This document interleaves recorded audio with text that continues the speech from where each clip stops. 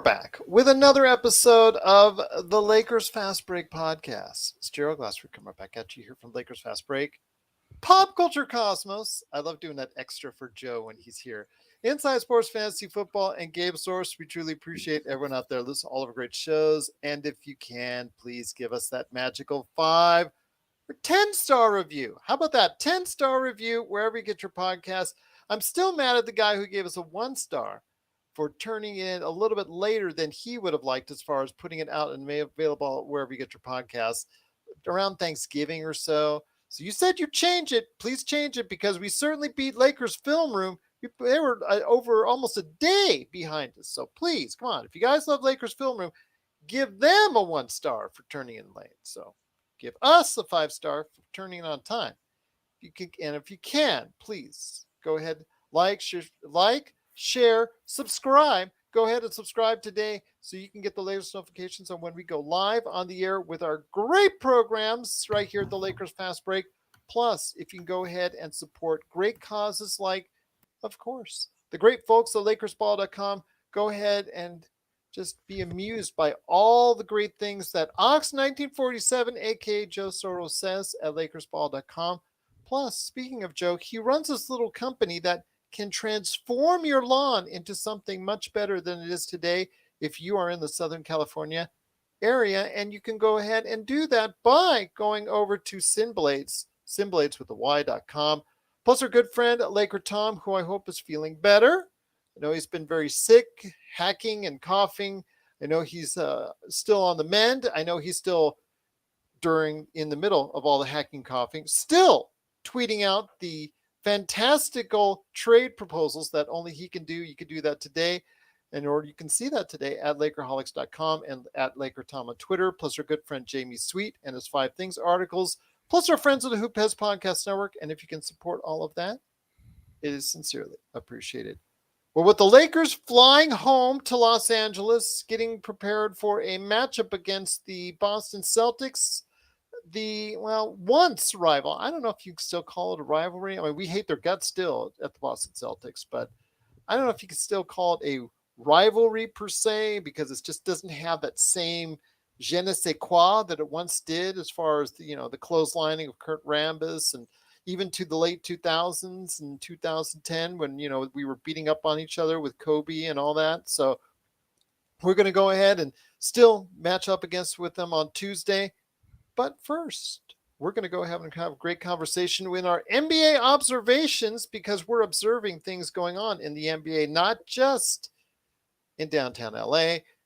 We're going to go ahead and talk about who are the surprise teams to us here at the Lakers Fast Break. And here today to go ahead with his first observation on his surprise team. Kenneth Stone is in the house. LOL, nah, LeBron's too much friends with Boston players for it to be a real rivalry. Okay. I mean, that's the league as a whole, Kenneth, because, there's so many friendships among players on other teams. That's not even in debate, because you see that all the time. They do charity stuff. They do summer stuff together. They do they vacation with each other, guys. So we see that all the time now. They're too much friends because they know they might be enemies on one day or on opposite teams one day, but through the magic of free agency, maybe teammates the next. So they know about that. So yeah, good point there, Kenneth. So great to have you watching. Truly appreciate it. But I'm going to start off with you. A stranger indeed. He is the madman from Toronto, the Magic Man, the guy who can't get out of Toronto traffic. It is Sean Grice. Sean, great to have you here, my friend. I want to hear your thoughts on your first surprise team so far in the NBA. You know what, Gerald?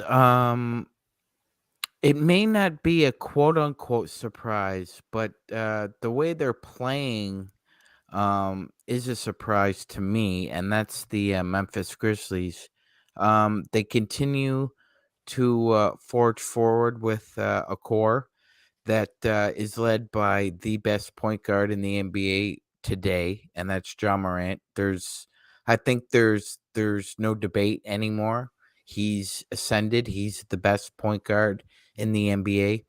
I think that's a little bit of a surprise to me. I thought he might have made that leap in a year or two, but this is happening very rapidly. they continue to build upon a defense that was very strong. Um, and as we've spoken about before, they just seem to find a new way to plug and play players that fit their style and fit a certain mold that John Morant likes to play with.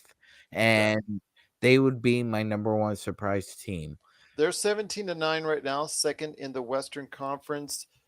Well, like you said, John Moran is playing better than virtually any point guard right now that in the NBA. He probably is playing better than any point guard in the NBA. I know a lot of people are really high on Tyrese Halliburton, who's been done a sensational job in Indiana. I know there are other players in the mix as well as far as for a point guard, but you're right, John Absolutely. Moran. Absolutely. I just think the element, like you said, Gerald, of John Morant just being an alpha uh Godzilla out there when he puts his head down, wants to drive to the basket at will. Nobody can stop him.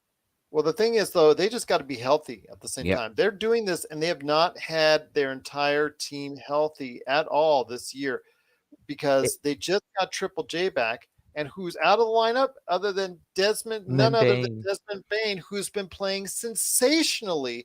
The guy has now become a premium scorer and shooter in the league.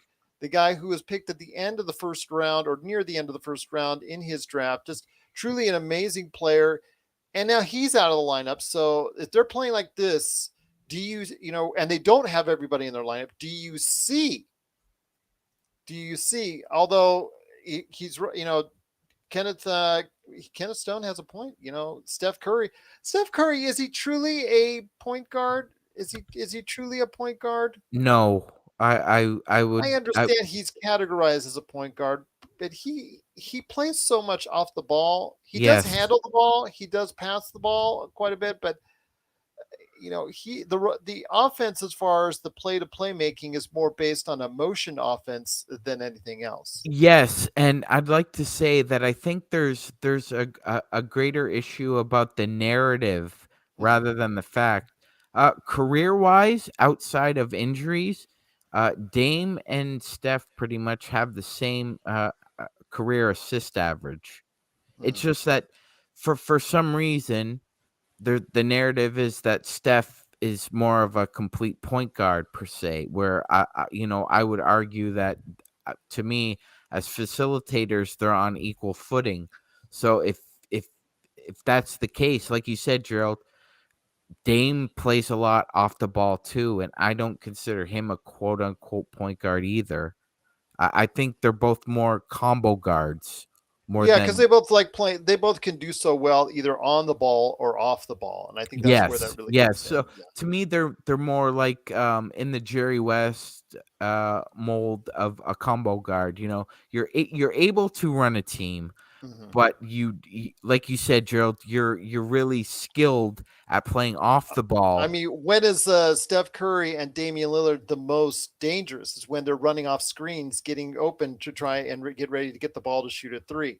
Yeah, That's when when you watch as a fan, you're like, absolutely. Whereas opposed to that, Jaw the usage rate for Jaw is very high because the more the ball is in his hands, the greater the opportunity is he scores or yeah, he drives and kicks for an open shot. yeah, he's very ball reliant now. He is starting to develop those outside shooting skills and off the ball skills. So I just want to say that the time will come, I think, when John Morant will be in the same measure as those two guys as far as a combo guard is concerned, but as a reliant, dominant point guard who has to have the ball, I think that John Morant is right there. But again, Steph Curry can handle the ball all game long, and Damian Lillard same thing, and you would get the same results or even better. So there you go. There's right there for you, Sean Grice's pick as far as first pick for a surprise team.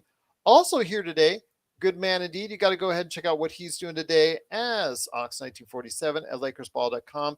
It is Joe Soro. And Joe, I want to hear from you your first pick for a surprise team so far this season. You're on mute. I'm I'm surprised at how well Sacramento's playing. Good I choice. I we dog on Mike Brown. He's been in a few places here in the NBA, and I can admit as a Laker fan, and his tenure here was tenuous. I think Mike Brown's personality wasn't fit for the Lakers, and I can honestly say the year that he coached his first season was actually a pretty good one, Mhm. and it was the one playoff run that I was upset at Pau Gasol and Kobe Bryant at how destructive they were towards the end of some of those games in the playoffs. Mike Brown got the flack when it shouldn't have been him.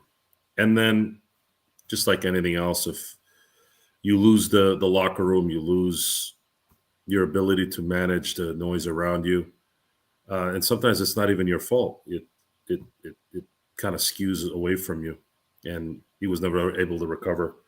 And eventually got fired, and was replaced by Mike D'Antoni.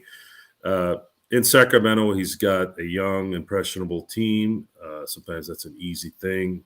De'Aaron Fox is a massive talent, and you can win games with him if you can continue. And Sabonis is doing real well out there. To be a fifth seed in the West, I could have maybe said an 8 or 9. Mhm. I Uh, think we did. I think the some of the guys on the show did say that they did have a chance to get into the play-in mix, or like you said, 8, 9 at best. yeah, but 5 is somewhat of a surprise. However, the West has we talked about this right before we got onto the show. The West is separated from the Lakers at 12-1 by only 7 games.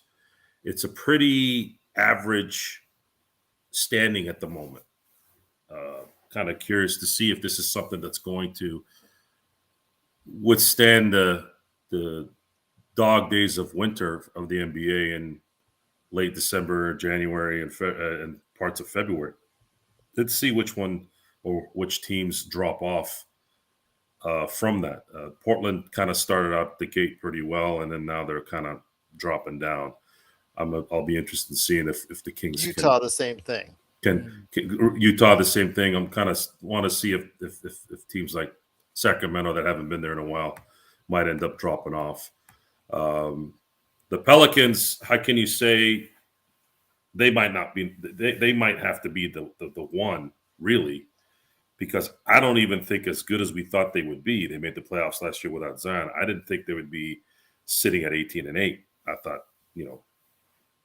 maybe 15-11, but they they are showing that youth and that Zion Williamson is the real deal. Uh, and if these guys stay healthy, it seems like that's what everything has to end with these days.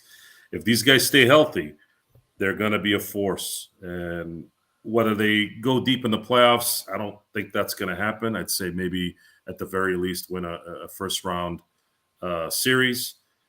If they end up meeting, let's say if the standings stayed the way they are, if they meet a Denver team or a Phoenix team, I wouldn't be surprised if they got beat by those teams. But I'd say, yeah, between Sacramento being at 5 and New Orleans sitting at the 1 seed at the moment, I would say those are probably the two biggest surprises from my assessments. Um, and then in the East, to a degree, a little bit of Miami not really playing well. I was expecting them to continue their run here and maybe even go deeper into the playoffs next year, challenging the Celtics or the Bucks. But something's going on over there. I'm not sure exactly what, but that would be my surprise in the East on their in terms of their record and where they're at right now in the standings. Yeah, definitely when it comes to New Orleans, who is having a tremendous season so far, playing well on both sides of the ball. And like you said, Zion Williamson has been a beast. I know that Phoenix took example to what he was doing at the end of the game. I thought that was a cheap shot per se. I know it was at home and from the fans, but as the clock runs out and everybody's just standing there waiting for the time to run out, you don't do a 360 windmill dunk. You're right. You're right. Uh, we don't live in a vacuum, though. The NBA is kind of dull during the regular season Mhm. because of the unwritten rules or the fact that every other play is a foul, whatever. I did not mind it, especially doing it against Phoenix. You have the two biggest babies on one team, Chris Paul and Devin Booker. I'd throw Campaign in there too. He's got cellophane skin. He's again, CP3 tends to do that wherever he goes. He just has that aura about It's him. just something. I'm of the mind, and I'm sure competitively we all played against some hot dogs. If you don't want him the hot dog, just stop him. That Here, here's the other thing. This is New Orleans. New Orleans doesn't care about basketball. Watching a 300-pound freak of nature do a 360 in a game is entertaining, and especially when you're home. That was the especially difference. we need some more entertainers in this game. I'm I tired don't of think. Yeah, yeah. I agree with everything Joe just said, and I don't think he would have done that in Phoenix. They were at home. He was feeling himself. Like Joe said, you're trying to build some momentum for the organization just to try and get them a couple of pages in the front of the newspaper. Make a few viral vids. That So I let me mean, ask you this. Okay, everybody seems to enjoy it, and I could say I don't enjoy it. I'm not going to say I didn't enjoy it because it was against Phoenix. But what if it Mhm. happened against the Lakers? Well, that has happened to us Oh, before. of I I course, yes. I, I remember I remember the 2011 playoffs with the Mavericks just shooting the lights out vividly. Jason Kidd could have called off the dogs, but he didn't. Oh, excuse me, Rick Carlisle. Pardon me. Yeah, Carlisle could have called off the dogs, but he didn't. He just kept going. And then we've seen it with Phoenix. We've seen it with Sacramento. It's over and over again. So when it happens to an organization like Phoenix, it's to me it's just karma. Do you think it sends a message to anyone out there that maybe this is the way to go? But I I just think think right now it creates some interest in the league. I yes. understand that the league is now searching for some type of rivalry that can, spice up numbers. So I want to say the NBA is not exactly against it, but they're not actually going to go ahead and yell out there that they're for this type of action. Well, and for Joe to talk about the Kings, that's a great segue to my surprise team in the East, and I'm watching the game right now. Is the Atlanta Hawks? Their their very definition is consistently inconsistent.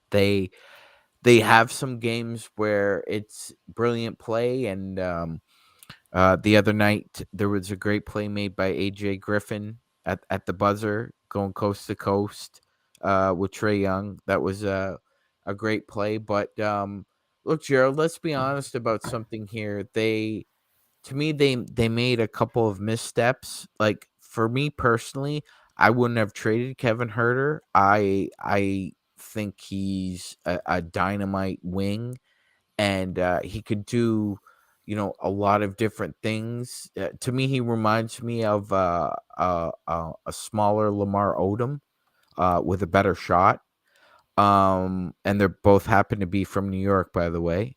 Um, I think that Trey Young is going to be the next superstar that asks for a trade. I think it's only a matter of time before uh, either he blows a gasket or Nate blows a gasket. It's going to be one or the two.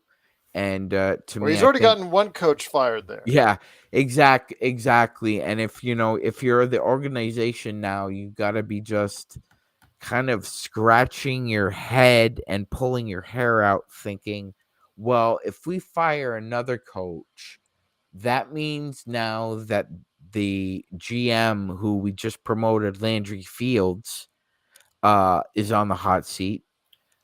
And now we've got a disgruntled superstar. So to me that's a ticking time bomb. It's only a matter of time before he asks for a trade. So that they're my surprise team in the East. Joe, I mean, any other teams that stand out to you? Because I think for me, when it comes to surprise team, those are some great suggestions, guys. I really think in the other direction, a surprise for me is the fact that you have Dallas Mavericks at 13-13. That to me is a surprise that they have not been able to give Luka any or enough help because Christian Wood is not helping you at all on the defensive end. Pretty good offensive player, but not on the defensive end. But they've not been able to go ahead and, even with Luka averaging almost a triple double with 30 points a game, still not able to get above 500 at this point. I'm not surprised at that one. I actually thought that would go the way it went. You lose Jalen Brunson, which to me, well, conversely, he's actually helped a team. So he is the difference it's looking at because he's helped to make another surprise team in the Eastern Conference, New York Knicks, playing above 500. Yes, they're playing. They're actually, I think, a game above 500 now. They've won 4 in a row. I don't know what.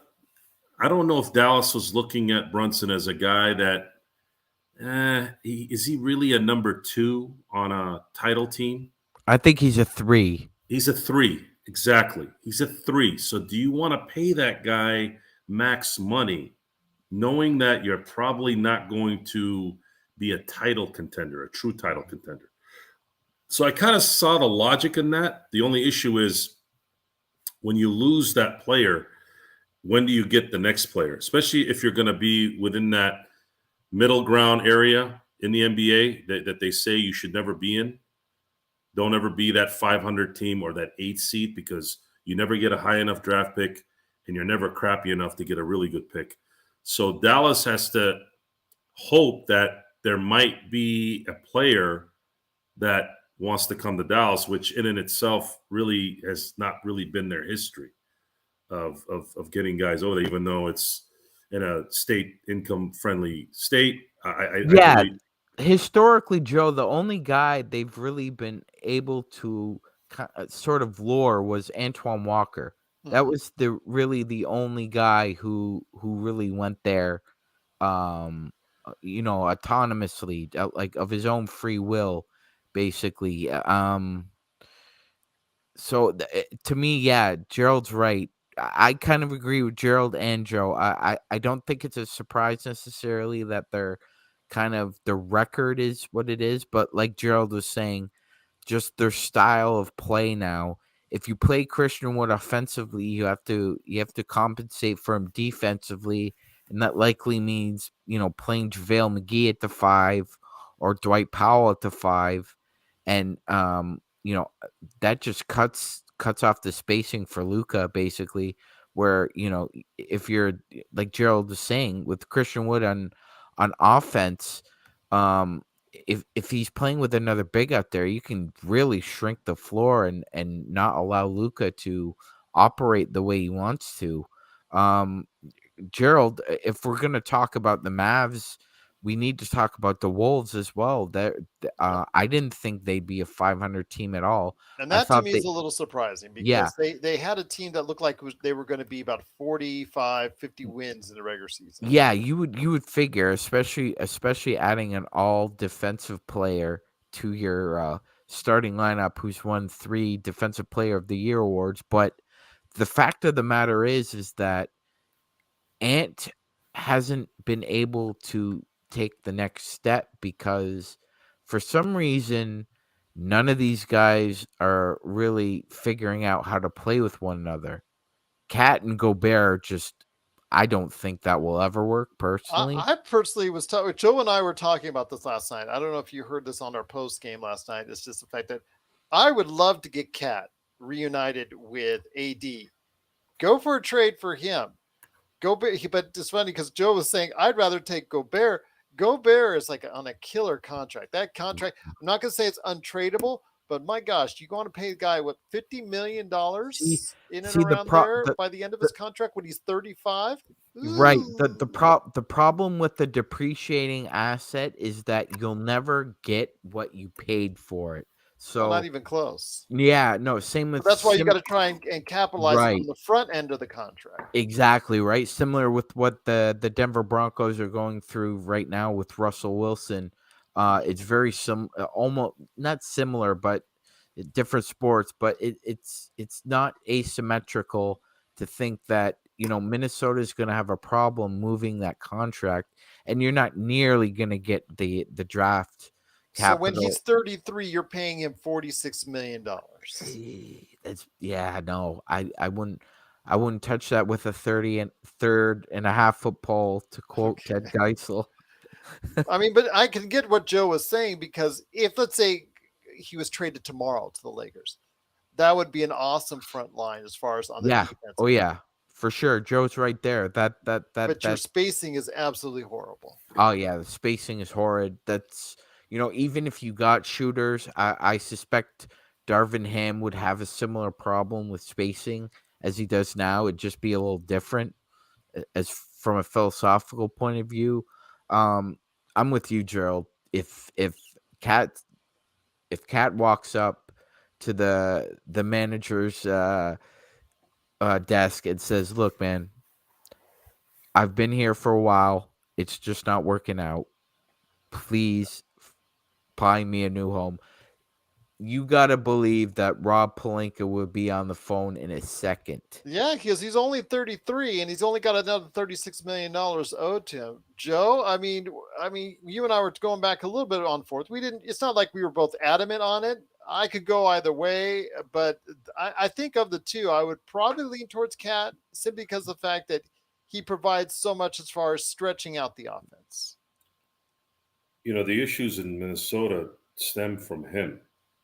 Mhm. Yeah, I'm not going to disagree with you on that. I'm sure if you I do sit feel down for his personal and his family situation, because he's undergone a lot over the past few years. Yeah, it's Jimmy Butler. I'm sure if you sit him down and just off the record ask what the problem was in Minnesota, I agree. I would. Well, Ant He wasn't ruined there, he- and Gobert he wasn't ruined there. that What one. was it then? At some point, you got to start looking at the guy that's been there the whole time. If you keep Yeah. having problems, however, if he would have demanded trade, he would have to demand it to LA and say, "I'm not going anywhere unless I go to LA." I don't know if that'll work. I think everyone's going to take a chapter out of Joe Tsai's book and say, "We ain't trading you there," and you just have to deal with it. Because you couldn't package him with Russell, for instance, because that's I Russell almost think is making as much moving. as Cat is. Yeah, I think moving forward now, especially with the undercurrent of those tectonic plates of the CBA coming apart here. I think if a guy wants to go to a particular situation, I think he's just going to do it quietly. I think, but Joe's correct. If somebody did go public with it, the owner would pull a Psy. It would be a Psy move. Yeah, we're not trading you to where you want to go. You are the employed. We are the employer. We decide where you work. Absolutely. So again, I don't see it working out, because the fact is, he's only 33 million. Cat is, and the only thing is, you finding $14 million on the Minnesota roster is kind of hard to go ahead and match up with Russell Westbrook's salary. Although Yeah, that one, again, you'd have to include a third team. yeah, most likely that's true. Once again, it's the Lakers Fast Break. It's our NBA observations. But before we head on out, Joe, any more surprise teams, one way or the other? Because again, there's been quite a few surprises, if I can say that correctly. Quite a few surprises so far this season. Yeah, it's gonna be interesting to see how. I would say the surprise in terms of the winning part, not winning, is Golden State kind of hitting a little bit of a ditch here in the first 27 games. Mm-hmm. The And win they against haven't had any major injuries. That's the no, other thing. they they might have that complacency after winning a title thing going on. Maybe they're still reeling from the fact that they have players that aren't living up to their youthful, now championship caliber skill set. Mhm. When the scope is on you a little bit more, some guys fold, most guys fold, I should say. Mhm. And I really think that Draymond Green's skill set has deteriorated to the point where it's going to be very well justified that he will be let go at the end of the year by Golden State. His deterioration started last year. Mhm. So until that kind of gets out of the way, and he's more baggage now than he is, and not in a negative way like with Steph and Clay and maybe Steve Kerr, but from the basketball standpoint. So you don't think that punch against Jordan Poole has had any lingering effect? I don't know why it would. What, they're just not shooting the ball well because of a punch in preseason? Why would that be a problem? Why would that affect Klay Thompson and Steph Curry and Jordan Poole in terms of playing on the court? Is Jordan Poole that weak-minded that a punch in Well, just as far practice? as team chemistry, the way they get along with each other, the way they work It with could each it other. could it could it could be there could be something there from team chemistry standpoint. I'd hope that they're not that soft, but they look pretty good against Boston. Yeah. Maybe they'll get out of it. Maybe they're kind of coasting. They don't want to push it too much and then just kind of turn it on. I Mhm. think that could be probably more what it is they're going to turn it on when they want to turn it on, and we'll see what they do. Phoenix is going to have to figure out who they are besides the whining little sissies that we know they are. If they want to win a title, they're going to have to start growing some hair in certain places and stop worrying about people dunking on rims on the other side of the court. Stop losing to New Orleans and stop blowing playoff series when you shouldn't be blowing, and start focusing on winning games instead of worrying about extracurricular activities. Is it I a surprise that they haven't gotten Jay Crowder back into the mix? Well, what's going on there? Why is Jay Crowder not playing? We What's understand why he didn't play in the first place because he Because he's not lost his starting. starting? Yeah, but Cam Johnson has been out for over almost a month now. So I'm trying to understand this. Because he wasn't starting, he's not going to play now. He sulked it. He went home. That's The that. team That's thought it would be best if he Sulked. could go and sulk and at home. and, and the NBA is going to allow him to get paid. I guess they That did last year allows for them to John pay him Wall. now. Okay. First of all, there's a difference between Houston telling John Wall to sit versus Jay Crowder not getting the starting position and pouting and going home. There's a difference there. I don't know, and that might explain the whole issue with the mental focus of the Phoenix Suns. They have a lot of talent, but I just Joe, I think that is as I'm not using this phrase loosely. I think that's a schizophrenic locker room. Personally, I think that if you look at the comments the other night in New Orleans, Campaign had a completely different interpretation of what Zion did than DeAndre Ayton. DeAndre Ayton wasn't bothered by it at all. He said he was at home, he was feeling himself. He understood completely, 100% why Zion did what he did. And Campaign kept using the word we. We as we as a locker room do not agree with that. We play the right way. And that's a load of crap because we know Campaign likes to hot dog it every chance he gets out there. He never misses a moment. And for him to say that, and then for DeAndre Ayton to say that, it just tells me what I think's going on is that they've got a lot of mercs in that locker room, guys who are in there for one reason and one reason alone, for me. And I think it's not just Jay Crowder. I think DeAndre Ayton's a merc. I think the negotiations he had with Phoenix that were very public and at times very salty. I don't think that helped move things along. I think Chris Paul uh, throughout his career has been a very good leader on the court. I don't know if I'd could say the same thing about him off the court. Not that he's a bad person. He's not. He's a very good person. I just don't think he's the glue that, would get a bunch of guys together and go to dinner and a movie, or go hang out at a museum, or try and get to know one another outside there. So I think what Joe said is 100% correct. This is a team that is a phantom of what it was a year or two ago. They don't play the same style that they did, and teams are catching up to them now.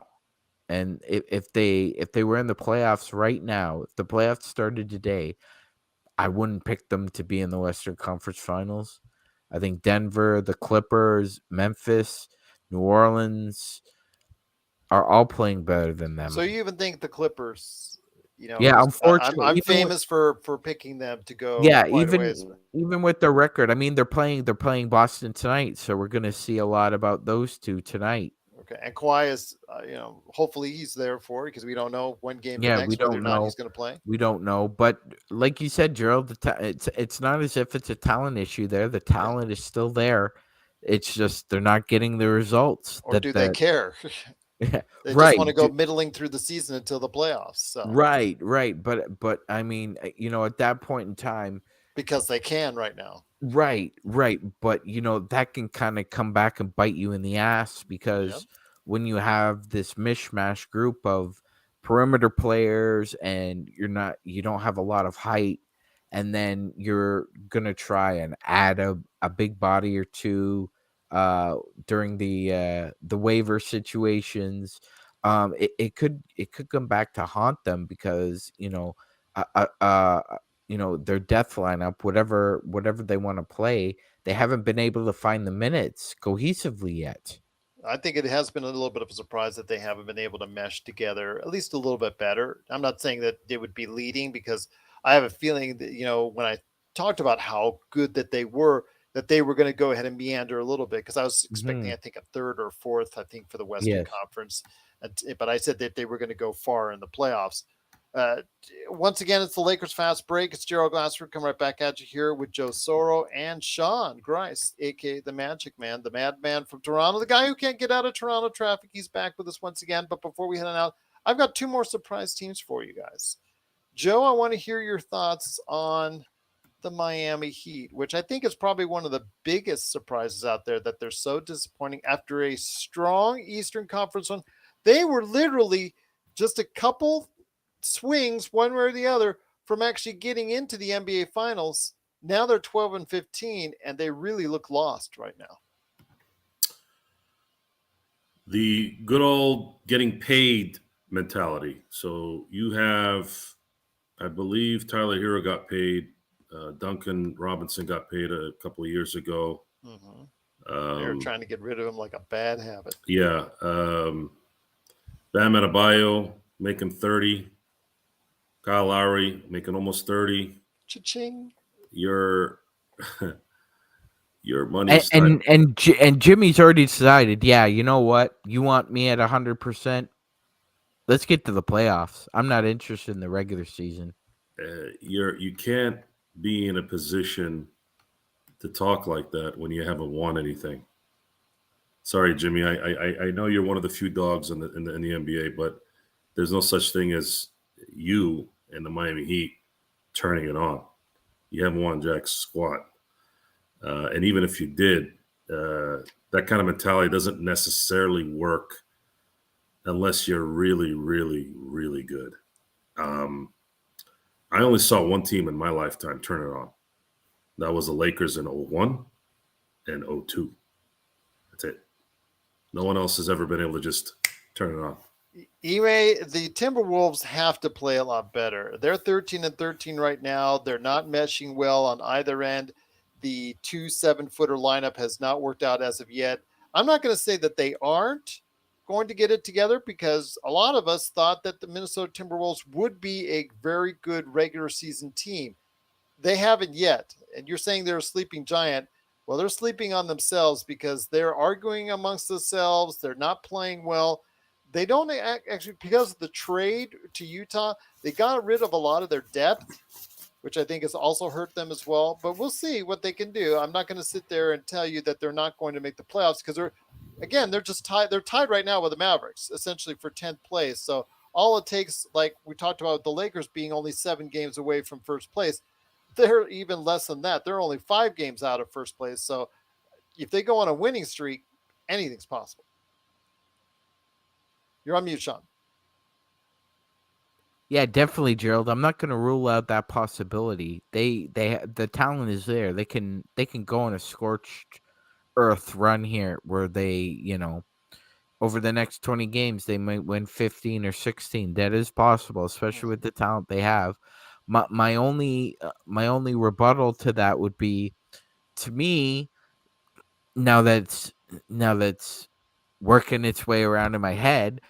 It seems to me that the Rudy Gobert trade was made at the request of Chris Finch. I don't think this was a move that guys in that locker room decide, oh, we need a defensive anchor. No, I think that was Finch, Well, if it gets basically. worse this season and he's given the axe, we'll know that's the case. Yeah, definitely. I think that's a big tell. Because they did this before. They did this before when Tibbs was in Minnesota. He implored them to go get Jimmy Butler. But obviously Tibbs just completely misread the tea leaves there because, like Joe said, Jimmy's a dog. He's a man, and he went up playing with children, and eventually it blew up in their face, and almost, you know 5-6 years later, they're almost doing the same thing where they're bringing in a great player, to what seemingly looks like a cohesive, fundamentally well built core, but you're adding the surprise element into that as well, and you never know what happens with. That's why they call it a surprise. There are good surprises and bad surprises.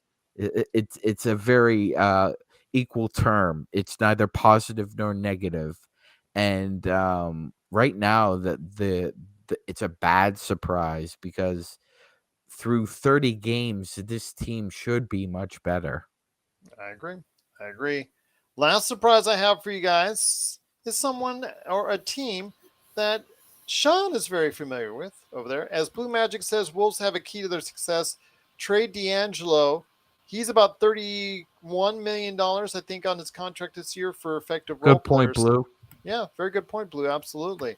If they can do that, they can actually get some depth. I think that will help them out a lot and maybe help Ime's comments come to true to fruition on that one. But before we head on out, I actually have something that Sean may be familiar with as far as a final surprising team that's not surprising in a good way, but in a bad way. And that is your Toronto Raptors, my friend, out there in Toronto, because they're 13 and 14. Yes, they had the victory over the depleted Lakers the other day, which they can take solace in. So it's not like you're throwing stones at glass houses here, but 13 and 14 for a team that looked to be just stocking up on wings as far as length, speed, athleticism. Going in, they looked like a player that, maybe on the fringes of a title contender. Things have really not gone that well. Not at all, Gerald. I was remarking to a couple friends at the Magic game a few nights ago that if you were to put a song to the Raptors season so far, I said it would be the opening song from the TV series MASH, because they've been dealing with a rash of injuries and guys coming in and out of the lineup. And like you stated, Gerald, even with all that length and that defense, they can't just find consistency. Guys come back from injuries and they're either half a step behind. The shot isn't there. Van Fleet is not playing at an all-star level as he was in the past.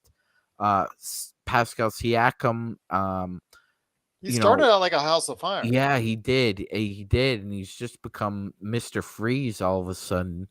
Um, to me, it's very interesting.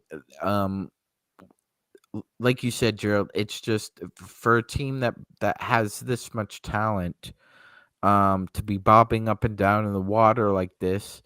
Um, it's about consistency because again, Nick Nurse is only playing about 7 guys every night that he can trust in on the floor. One of these teams is bound to make a move here, either in one way or another. I believe right now Indiana is in the 7th spot, and the Raptors, I believe, are 11th or 10th.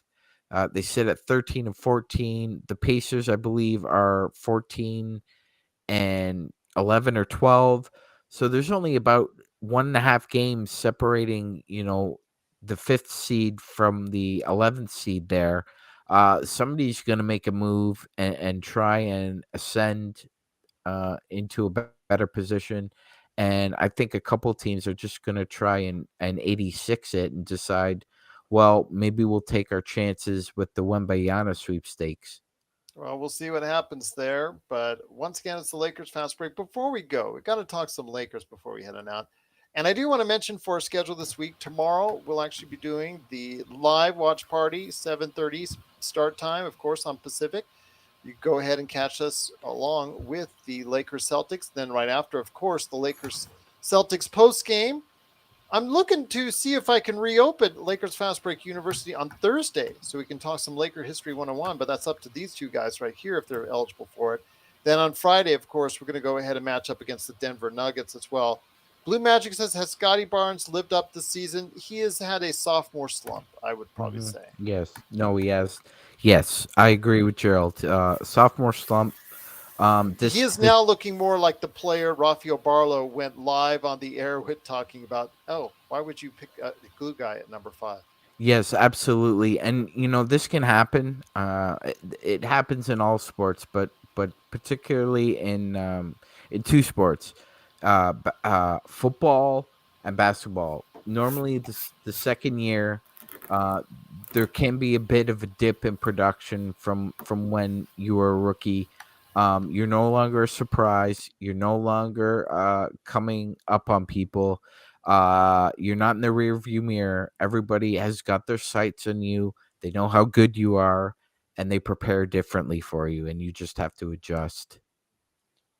Before we head on out, guys, we're going to go ahead and talk a little about Lakers. Of course, again, we've got the matchup against the Celtics tomorrow, and of course, the Nuggets on Friday. So, two very good matchups for the team. A way to see that if the Lakers, if they come in there healthy, or at least healthy enough, we can see exactly where they are deficient and where they need help at, and just how well they match up against some of the better teams in the NBA.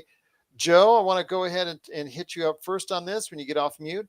Want to go ahead and ask your thoughts on this in regards to what do the Lakers need to do? This is going to be a back-to-back for the Celtics, so it will be advantageous for them. What do the Lakers need to do to go ahead and be able to secure a 2-0 victory this week? Actually, a 3-0 if you consider what we did on Sunday. A 3-0 week. Is that a possibility at all for us?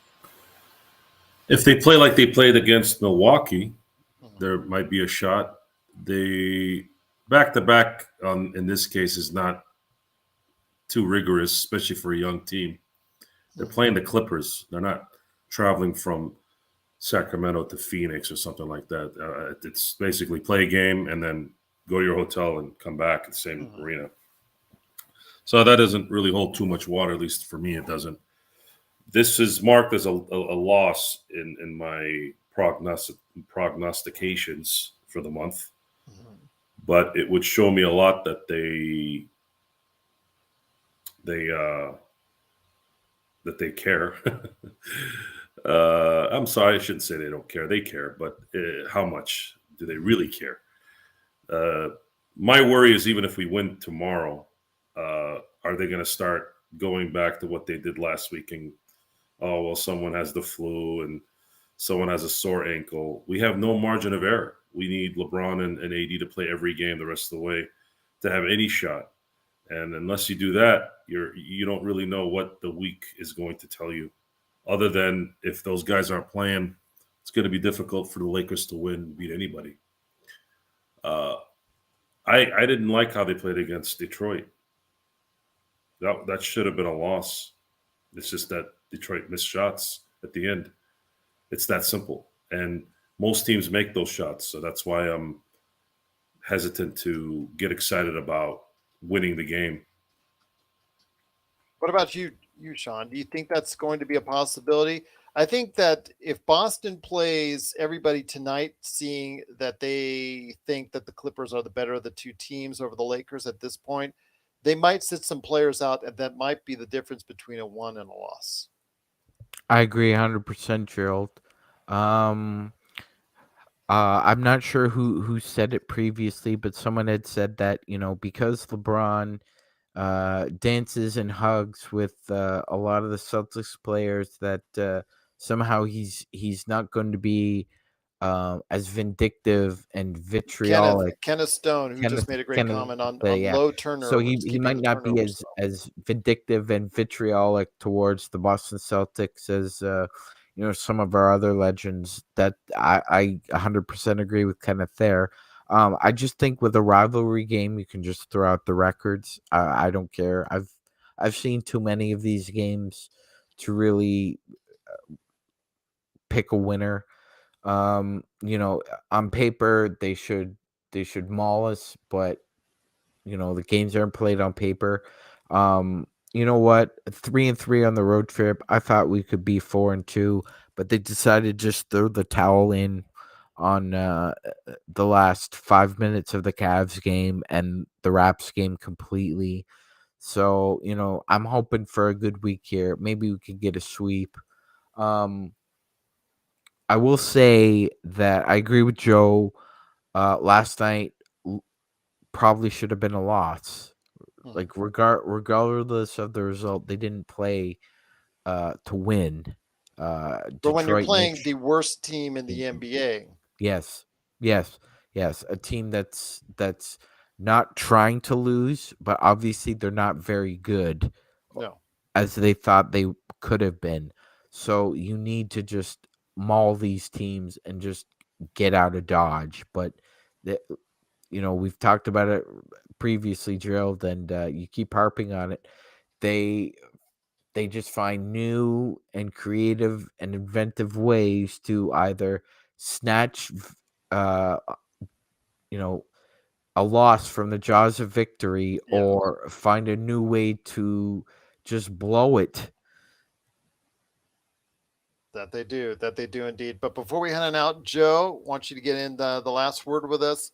When it comes to the Lakers, I mean, tomorrow, what kind of positive things because right now we're in a desperate situation. We're climbing up that hill, we're climbing up that deficit, trying to get over the hump as far as that 2-10 start, the 0-5 start, all the things that were said, and when everybody was in the league was mocking the Lakers, and correctly so for the start they got off. What are you looking forward to tomorrow? See maybe a positive sign for the team, at least tomorrow, coming out of the Celtics game tomorrow night. Win. That's the only positive.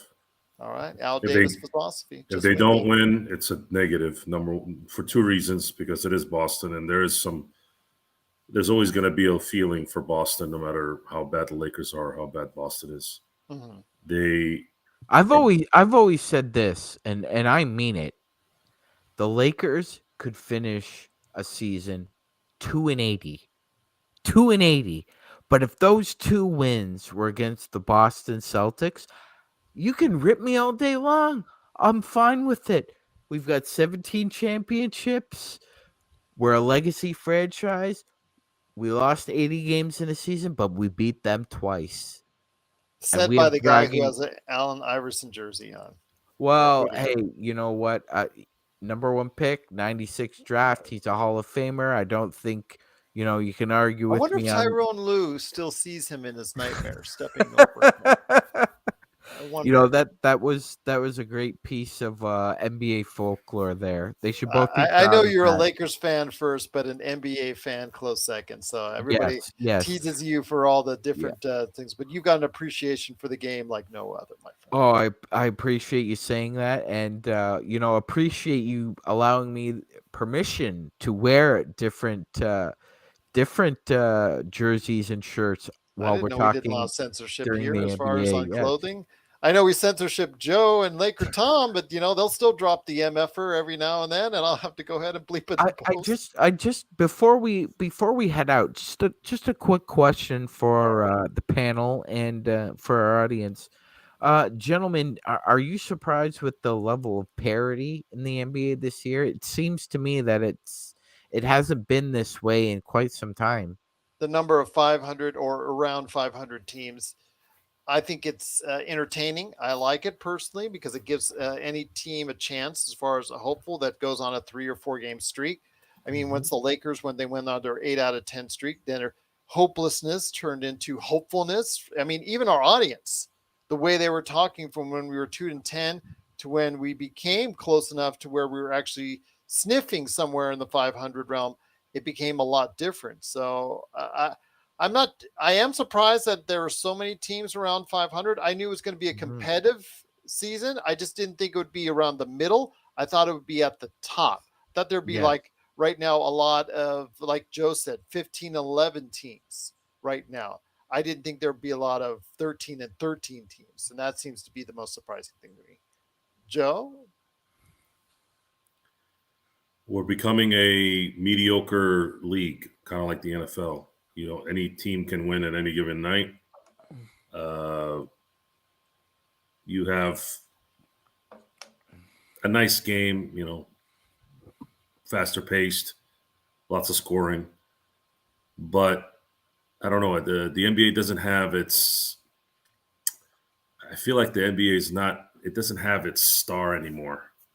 I know Steph Curry's still playing, and LeBron is still there, but it doesn't have a. No one has taken the mantle yet. Yeah, again, LeBron has been the guy, and Steph Curry have been the guy the last 10 years. I'm not going to argue against that, I but think if Giannis's personality uh was a little different, I they think don't that want. They don't, and yeah, I say he they. doesn't want it. The media does not want to support Giannis. He's too nice. Or Luca. Luca's a crybaby. Luca's a Also, little bit more. he's a prissy Well, little boy. I think I don't. I'm probably gonna upset people with this, but oh well. Um, I think there's a problem with the fact that uh, Luca is not American. Giannis is not American. Um, Victor Wembanyama, when he comes in the league, he's not American. There I don't know hasn't. about that because it's a global game. I think Well, this is I what agree. David Stern had envisioned I agree with that, but 30 years ago. it's what Joe's saying, right? Giannis is very uh I wouldn't say If Victor introverted at comes in all. and becomes the next Jordan and sells $umpteen billion in Nike tennis shoes, really, does that make a difference that he's not from the U.S.? I do. I think let's face it, when Steve Nash won his MVPs, there was a lot of bias that, that this small under 6 foot guy is winning the MVPs when Kobe should be winning them and Shaq should be winning them. Like I said, I think it's more of a narrative than fact. But Joe hit the nail on the head. Nobody has really taken the mantle from LeBron. And when you look at the players coming up, who would you say should take it, right? Well, there are a couple candidates right off the bat. One is Jason Tatum and one is John Morant. Will either one of those guys take the mantle from him and decide that yes, it is a global game, but somebody needs to be the face of the league. A league But needs a face. You I'm know, just going to say, but I will say if Victor blows up, and when he comes into the Oh, I league, don't think it matters. You're right, Gerald. I don't think it matters. so he won't be as highly thought of or highly sought of as Jordan was during his years, but here in America, but overseas, he may become bigger because the market overseas has just blown up Yeah, since the I time of agree. Jordan. No, So I agree whatever money you 100%. wouldn't gain in the Americas or in America, you would gain internationally if an international star. That's why I'm surprised about Giannis not being blown up across around the world more than he already is. Yeah, that's interesting. He's also from a small country as well, Greece. Greece hasn't produced, an athlete that basically, stands above the rest. Even though this is the home of the Olympics. I'm surprised at that as well, Gerald. I think one of the big issues that the NBA has is that one of their biggest markets is China, Mhm. and it's probably their biggest market right now. And they, like Joe said, there needs to be a face of the league in order to take this even further up into the stratosphere, because like Joe said, Joe used a very salient word to describe kind of the mediocrity of the NBA right now, as far as there's a lot of 500 teams, and there isn't really a face that you can put and stamp it like there was with a Jerry West, like there was with Magic and a Larry, like a Michael Jordan, like a Kobe, like a LeBron. How do we make? Um, How go? Let's go ahead and make Joe the face of the NBA, the new I, face. I would love that idea.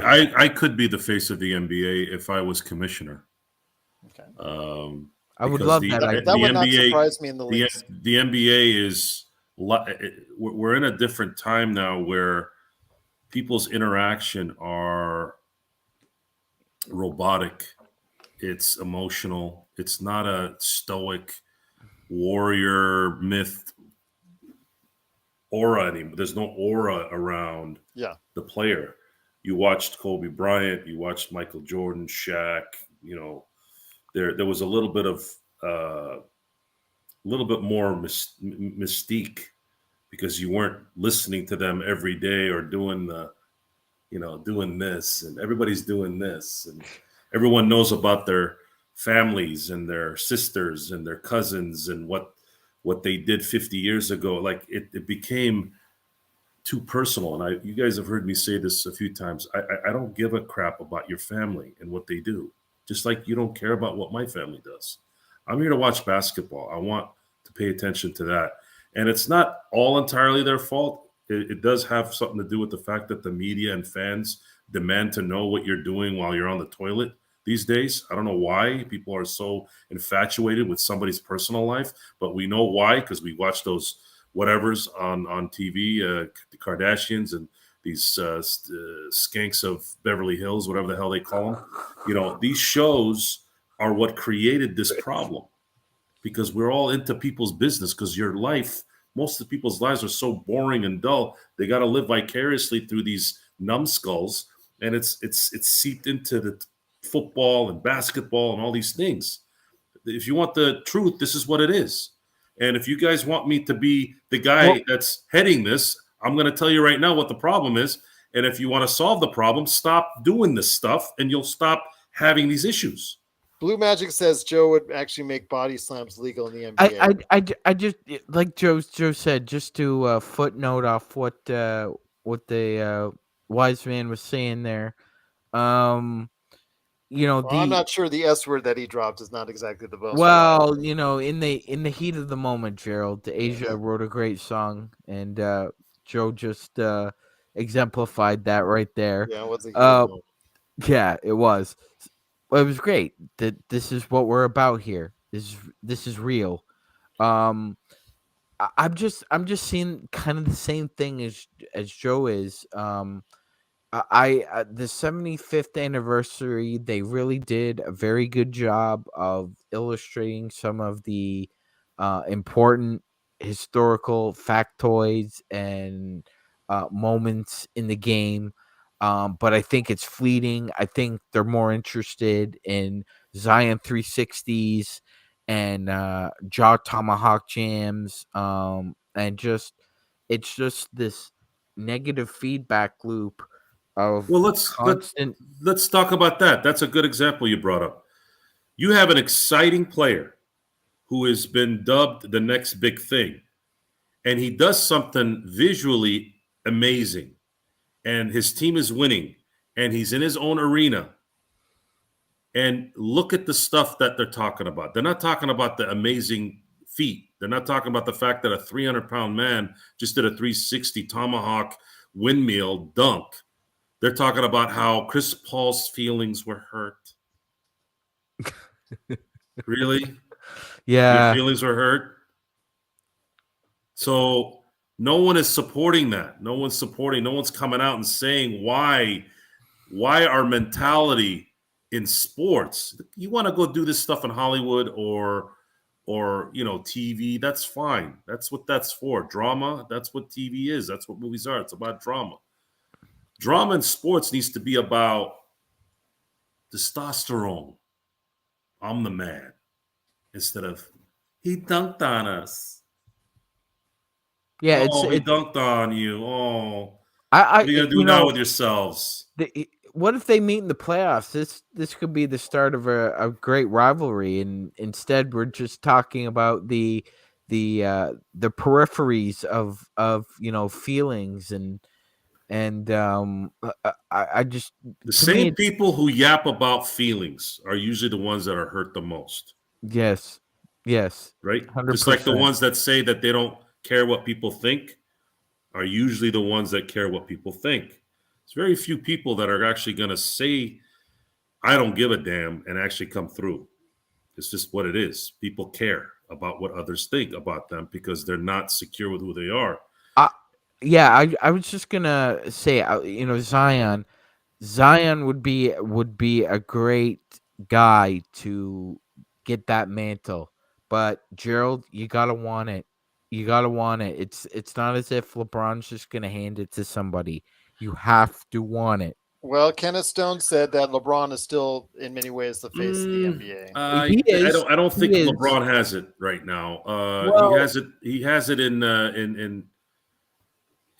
the mantle of what? What's the mantle? What are you talking well, about? he when you think of the NBA, you think, if you would ask the layperson, name me 5 NBA players, and they would probably say LeBron James, Steph Curry, Giannis, and you might get one or two others. You Kevin might get a Durant. Luka, yeah, Kevin Durant. You might get a Giannis, but really, it's those 3 guys at the top of the list. So I would say Curry's holding it at the moment, just for the fact that he's a champion, current champion, and a current Finals MVP, Western Conference Finals MVP. yeah, Ken, we just said, like, basically, when the layperson thinks about the NBA right now, there's basically three faces. There's LeBron, there's Steph, and there's Giannis. I would Basically, probably say right now Steph, simply because of the fact that he has been on the finals most hmm recently, and obviously he became out the victor. yeah, You I know, wouldn't. the Yeah, longer period of time since LeBron has won a championship, the longer he's out of the major spotlight enough to where he is not the face. I'm going to say that he's still very much in many ways a face of the NBA, but as the face, I don't think there is one the face, but I think you would probably lean just a hair in the direction of say, let's say Steph, or maybe even Giannis, but I say Steph right now simply because of the fact that he won the championship most recently, and that's fresh on most people's minds, at least the general consumer out there. So a great conversation was had. I truly appreciate it. If you have continued thoughts on this, you can always send it to us either right below after we're off the air, or if you want to go ahead, of course, at Lakers Fast Break on Twitter or Lakers Fast Break at yahoo.com. Kenneth, great having you here. Can't wait you can come back on the shows. You're always welcome. We always send you the invites. You're always welcome to stop by next time around. Tycoon Rave says, I hope we trade small guard Laker and have keep Austin and go get Barton and Bogdanovich. Well, let's hope that as well. Obviously, anything to go ahead and improve the team. Of course, everyone out here has been tremendous. Johnny 2K6 has been talking back and forth. Truly appreciate him going ahead and sending out those great messages over the past couple of days on YouTube. Also, as well, of course, Sovereign, fantastic as always. Truly appreciate it. Blue Magic, you know he's the bomb. Ime's been great with his Minnesota Timberwolves comparison there. So some great thoughts, everybody out there. We truly appreciate it. Cannot thank you enough for being part of what we do today. And don't forget, we'll be back tomorrow. Tomorrow is the Boston Celtics. So we'll be on game time for the live watch party. And then, of course, afterwards for the post game. Hope you will be part of it too. But Joe, Sean, any last thoughts before we head on out? Beat those greenies. Beat them. Make them suffer. Absolutely. I agree 100%. Joe? I got Nothing? Got nothing? That's a rarity. I said everything I needed to say. Okay. Fair enough indeed. But once again, catch us on Tuesday night for the live watch party and the post game. Always stuff happening here, and glad you're a part of it every time out, whether you're watching or listening, right here at the Lakers Fast Break Podcast.